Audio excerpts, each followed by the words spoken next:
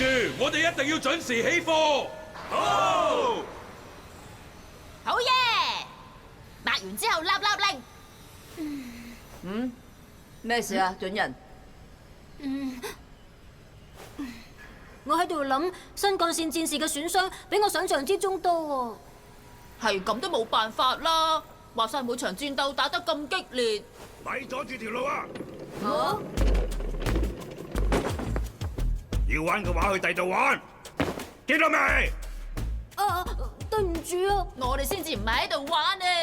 老爸，等我而家話俾你知啦，我哋3個都係新幹線戰士嘅駕駛員嚟嘅。呢啲我梗係知啦，你就係嗰個粗魯駕駛 E7，搞到引擎負荷過重嘅細路。粗魯？你就係嗰個太依賴武器，搞到 E6 嘅射擊槍報廢嘅細路啊嘛。你就係做嘢唔理後果，搞到 E5 好似抹台布咁殘嘅細路。抹台布？搵埋好似你哋咁樣嘅駕駛員，超進化研究所真係冇得救啦！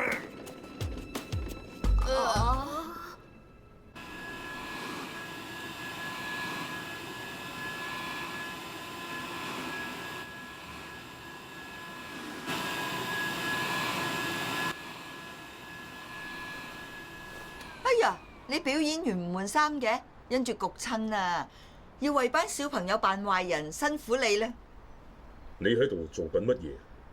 我做緊乜嘢？掃緊垃圾，整翻乾淨地方咯。垃圾？冇人想見到周圍污糟邋遢，所以咪有我呢種人負責清潔咯。唔中意污糟嘅話，一開始唔整污糟咪得。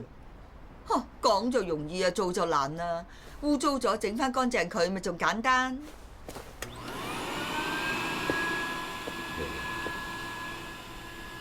我唔明。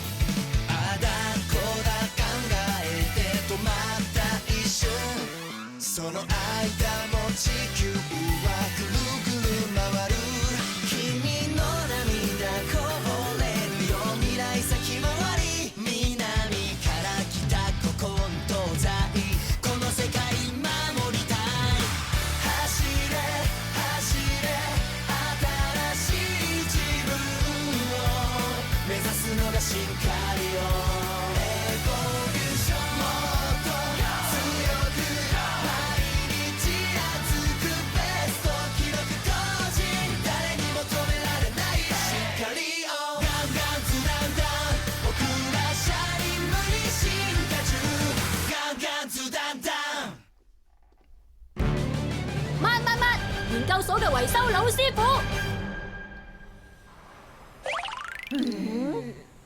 個老伯以為自己係邊個啊？呢個老伯竟然話我太依賴把槍。哦，你哋喺度做咩啊？本莊先生，你知唔知佢係邊個啊？哇，嗰個老伯，佢叫小田洋金時，本來係個好有經驗嘅鐵路維修員嚟噶。後嚟因為佢嘅知識同技術得到賞識，所以就調佢嚟幫手。不過佢固執又難相處，講說話又唔客氣，我都一樣成日俾佢鬧噶。我諗我想象到啦。總之唔想惹麻煩，就唔好行埋去佢度。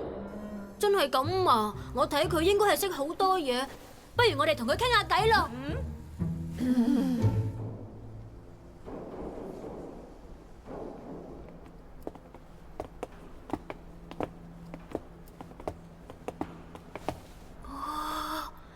呢度係咩地方啊？你哋嚟做乜嘢？係咁嘅。我哋想請教你，我哋嘅駕駛方式有邊度做得唔好啊？我又點會知啊？你哋駕駛新幹線戰士嗰陣，我都冇睇。你冇睇？咁你頭先又講咗咁多嘢出嚟？嗰啲嘢我唔使睇都知啦。機警自然會話我知。你話機件會話你知，即係點啊？只要睇下懸掛系統邊度受損，邊個齒輪磨損多啲，淨係睇呢啲嘢都估到駕駛員係點嘅人呢？我好想知道自己而家駕駛成點啊，同埋將來應該點樣駕駛新幹線戰士至啱。唉，你個細路真係麻煩。係咁，你哋啊幫我細心抹乾淨呢度每一樣嘢啦。你要我哋幫你抹啲垃圾？佢哋唔係垃圾嚟嘅。總之我哋就照做啦。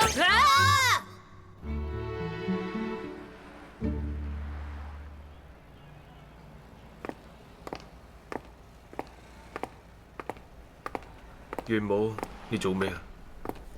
你哋知唔知乜嘢係垃圾？垃圾？你指人類製造嘅廢棄物？人類同我哋唔同，佢哋會執着物品，對物品有持有同保存嘅習慣。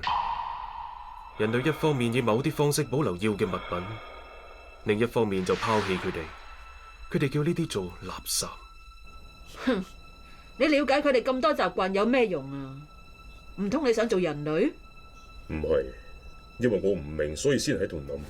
你唔明？垃圾係人類唔需要嘅物品，所以佢哋要清理乾淨。但係佢哋冇用科學去研究點樣唔製造垃圾，相反佢哋繼續製造垃圾，但係就用科學發明出清理垃圾嘅機器。人類真係一種難以理解嘅生物。所以我先喺度諗，所謂嘅垃圾應該要點樣去定義？如果垃圾係只要捨棄嘅嘢，咁人類發展史上被淘汰嘅各種物品，同埋人類曾經擁有嘅能力，唔通呢啲全部係垃圾？人類就係透過捨棄，先可以成為萬物之靈，然後製造出新幹線戰士。抹咗好多件咯。但係我對住呢啲機器仍然係一頭霧水啊！你試下抹多一陣再講啦。冇辦法啦。正緊台，你咁樣亂抹一通，本來抹得乾淨嘅嘢都唔會乾淨啦。淨係抹得乾淨係唔夠嘅，你仲要觀察嗰樣零件曾經俾人點樣用過，咁先至可以了解機器同了解用機器嘅人。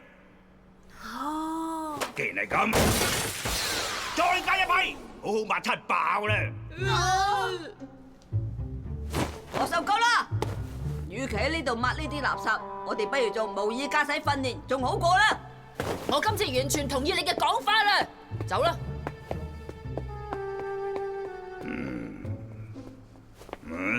細路你唔走嘅？我想留喺度再抹多一陣。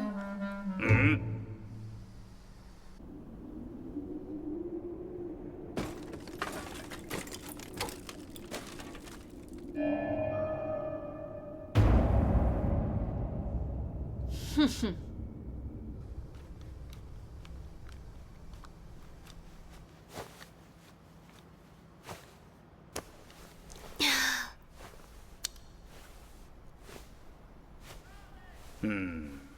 抹得幾乾淨啊！哦，如果你識得咁樣珍惜機件，自然會避免損害到佢哋。咁你以後駕駛新幹線戰士嗰陣，就會知道乜嘢係小心㗎啦。原來係咁，咁我要更加細心抹至得啦。你似足你老豆，哦，老伯，乜你識得我爸爸㗎？梗係。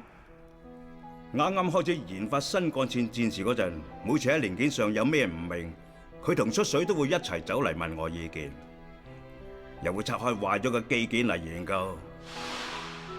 原來有咁嘅事。你嚟俾我睇下，呢樣機件的確已經壞咗，喺外行人眼中或者同垃圾一樣，冇咩分別。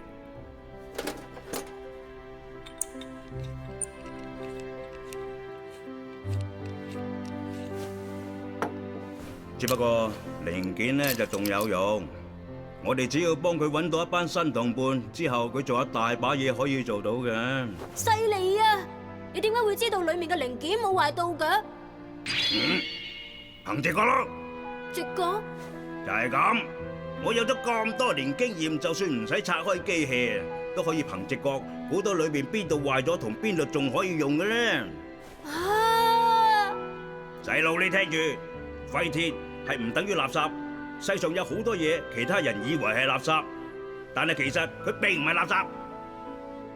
機器就同人類一樣，如果用啱方法嘅話，就可以長做長有；如果用錯方法，就隨時壞機報銷。金蛇先生，我要走先啦。好，俾心機戰鬥啦！確認出現黑色新幹線，捕捉到巨型怪物體。準人、秋田、阿冠，你哋準備好未？準備好啦，老大，我呢邊都完全冇問題啦。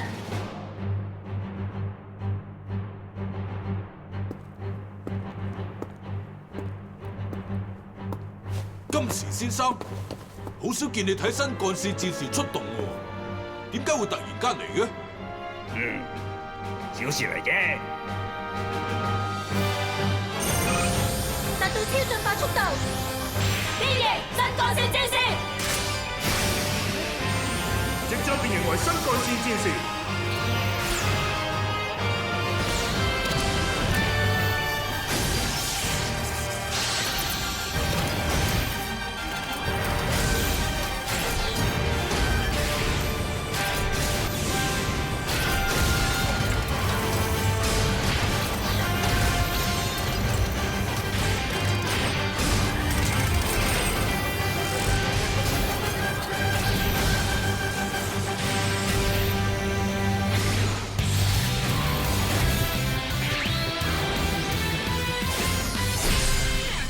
新幹線戰士 E5 準號，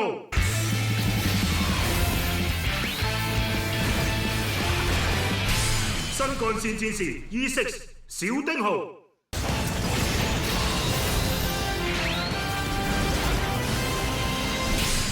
新幹線戰士 E7 光輝號，目標代號進化清潔怪，高度30米。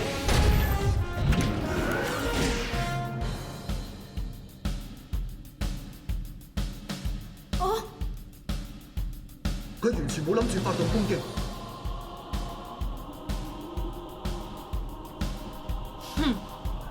對方唔攻過嚟嘅，就我哋主動攻過去，根本冇必要等敵人攻擊先喐手嘅。秋田真係講得一啲都冇錯啊！我最中意嘅4字成語就係先發制人啊！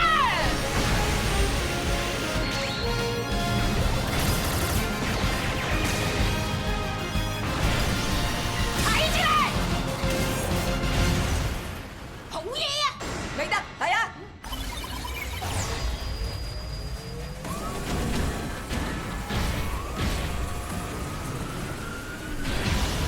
你隻嘢終於都肯醒啦！我就要佢再瞓翻低。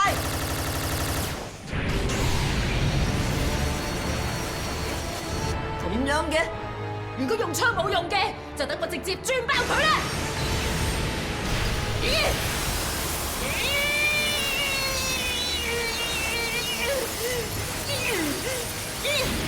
有冇搞錯啊？我個車輪金剛鑽咩？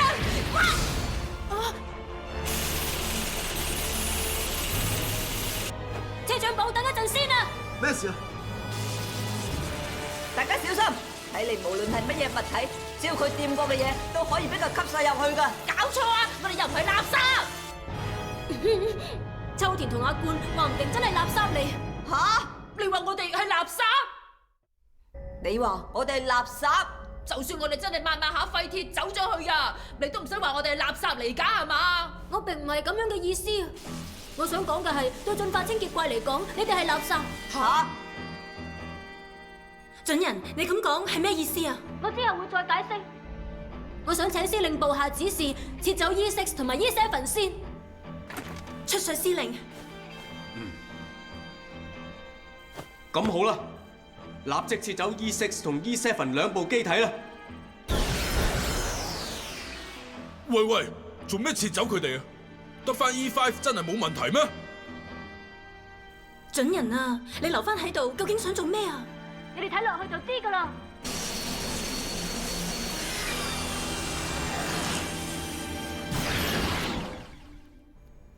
停低咗？進化千結怪停止活動，睇嚟係進入咗睡眠狀態。點解會咁㗎？因為由開始戰鬥到而家，進化清潔怪連望都冇望過我哋一眼。的確係咁啊！情況令我諗起一件事啊！每次爸爸整到屋企污糟邋遢，媽媽都會嬲到一齊掃走佢同埋啲垃圾，然後我同妹妹就企埋喺一邊睇。你想講咩啊？而家唔係俾你分享璀璨嘅日常生活趣事嘅時候啊！唔係，我估準人嘅意思係咁。一開始保持靜止狀態嘅進化清潔怪，因為受到 E6 同 E7 嘅攻擊而開始活動。假設進化清潔怪視佢哋嘅攻擊係需要吸入去嘅對象，亦即係所謂嘅垃圾，佢自然就會不斷將製造垃圾嘅 E6 同 E7 都視為垃圾。我明白佢係點樣運作啦，不過可以點做呢？我哋始終冇可能由得敵人永遠咁樣靜止落去。我有一個主意，可唔可以幫我叫維修員金時先生過嚟啊？佢要揾金時先生。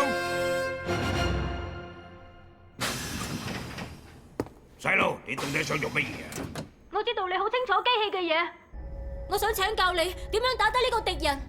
我而家只不過係一個識得維修壞機器嘅老人家嚟嘅啫，我講嘅嘢應該幫唔到你咯。冇啲咁嘅事啊！啊！你話機器同人一樣，如果用啱方法嘅話，就可以長做長有；如果用錯方法，就隨時壞機報銷。你唔係咁講過咩？真係唔夠你個細路講啦！好啦，我呢個老人家就陪你癲翻一次啦！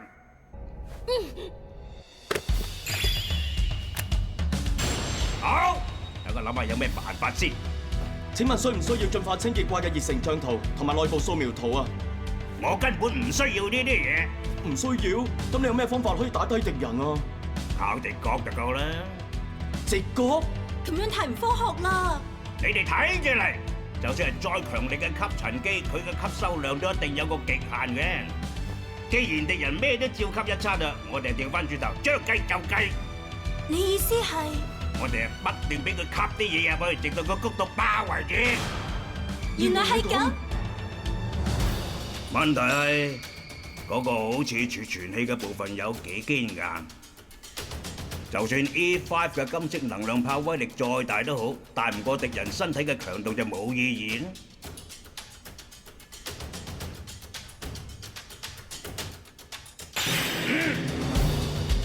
細路，聽唔聽到啊？金時先生，你講啦。一於利用垃圾。垃圾？頭先我見 E7嘅鑽頭俾敵人當垃圾吸入佢嘅儲存器裏邊，我要你發射金色能量炮喺儲存器裏邊製造漩渦。金色能量炮唔單止係激光，佢裏邊仲含有微量粒子。當粒子混合儲存器嘅垃圾，垃圾就會變成武器。我明白啦，當兩種唔同嘅物質混合一齊，兩者嘅強度就會提升。金時先生呢一招係利用咗物理學嘅原理啊！冇錯，只要俾車輪金剛鑽變成嘅垃圾同金色能量炮嘅粒子混合埋，敵人就會因為身體內部嘅旋轉而毀滅嘅。講咩啊？我個車輪金剛鑽唔係垃圾啊！我明啦，有好多嘢其他人以為係垃圾，但係實際上並唔係垃圾。細路聽住，盡情開炮，開炮，再開炮！我知啦，車長部，我哋嚟啦！好啊！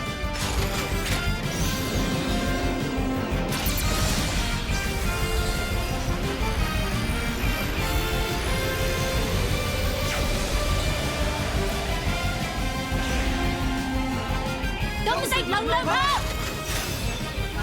金色能量炮！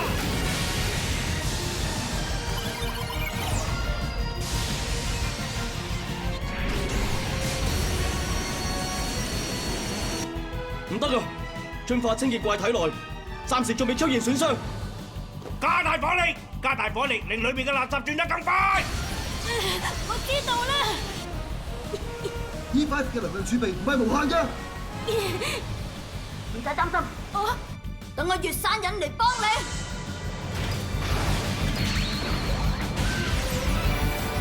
月山流手裏劍術。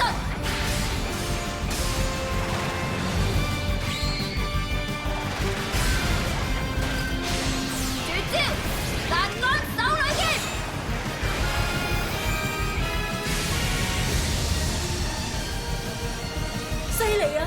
欄杆手裏劍嘅旋轉力，令金色能量炮嘅威力進一步加強。進化清潔怪體內開始出現損傷。送佢最後一程啦！金色能量炮最大火力！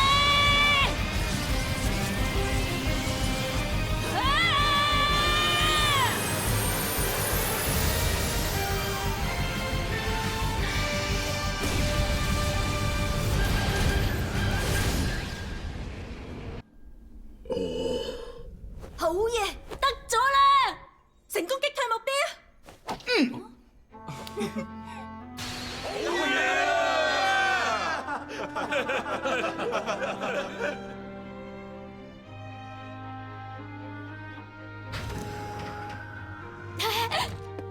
細路，你做得好好啊！金時先生，好多謝你幫咗我咁多。要講多謝嘅人係我，你令我體會到，就算人老咗都唔等於變成垃圾嘅。聽住，聽日都要努力工作啊！不過金時先生，你都係唔好儲咁多廢鐵啦。如果冧落嚟砸親你，到時就有排煩噶啦。講呢啲，收集舊嘢係男人嘅浪漫嚟噶嘛？你真係啊！放過我哋啦！黑色粒子嘅分析工作到而家有冇進展啊？有。既然係咁，相信佢出動嘅日子就快到。照咁睇嚟，人類唔係一味捨棄舊物，而係作出選擇去取捨。青龍，其實人類可能都唔係你想象之中咁低等。新幹線戰士，我要親自打低你哋。呢場遊戲好快就會開始㗎啦！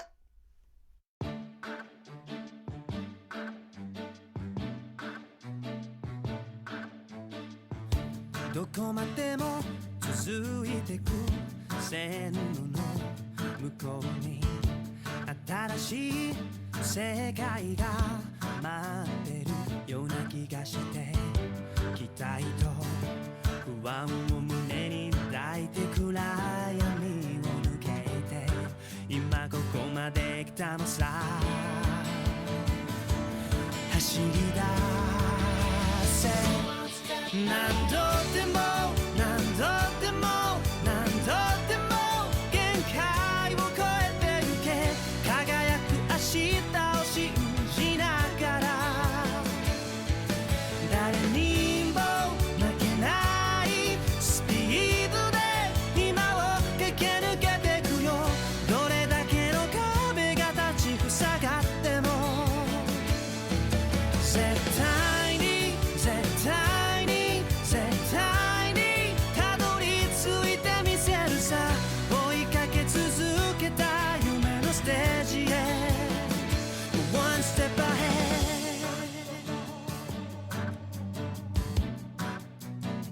Go one step ahead